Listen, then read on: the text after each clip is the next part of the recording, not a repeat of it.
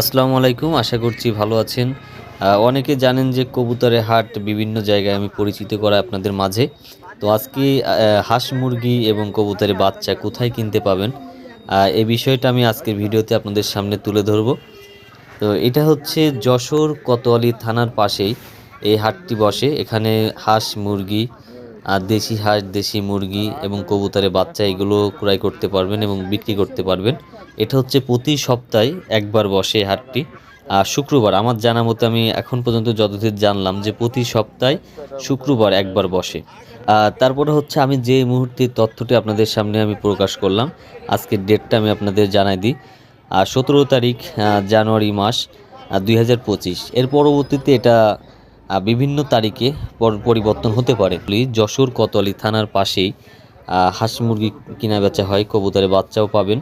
তো হাটটি বসে প্রতি শুক্রবার সকাল থেকে শুরু এবং দুপুর পর্যন্ত হাটটি পরিচালনা করা হয়। তো আজকের ভিডিও পর্যন্ত ভালো থাকবেন সবাই।